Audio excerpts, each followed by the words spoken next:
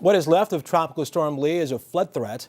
The slow-moving storm is unleashing drenching rains along a wide path that's expected to take it to the northeast later this week. Lee swamped the Gulf Coast over the weekend, leaving more than a foot of water in Louisiana. Bigad Shaban is in Barataria, Louisiana, with more. Bigad, good evening.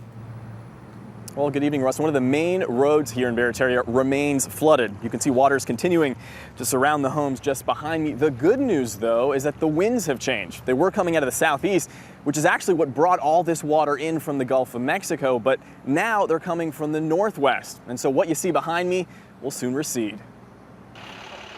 Lee's downpours have pushed the bayou into homes along Louisiana's coast. Normally we don't ever get this on something this little. In Chattanooga, a flash flood swept away a car carrying a man and his two grandsons. I had to pick both of them up basically in one arm, each arm, and grab them and just literally force the door open and push out and move to the street and set them down.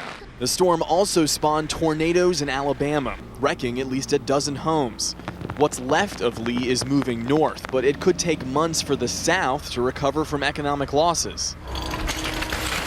Louisiana shut down all 400,000 acres of its oyster farms along the coast to test for sewage contamination bubbling up because of the floods. After about noon tomorrow, it will be real quiet back here. Mike Voisan owns this oyster processing plant, one of 44 in the state. We'll be out of oysters tomorrow. And financially, what will that do to you? So far, we're probably in the $10,000 to $15,000 loss range.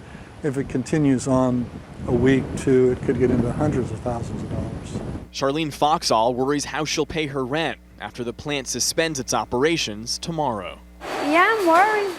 You know, if there's no work, how am I supposed to feed my family? And that scares you? Yeah, it scares me. It scares me very much, you know, because, you know, I'm the only provider for my kids. And the storm's rainfall was also a concern. Parts of the New Orleans metro area saw actually up to 15 inches of rain. And Russ, here in Barataria, we saw 8 inches.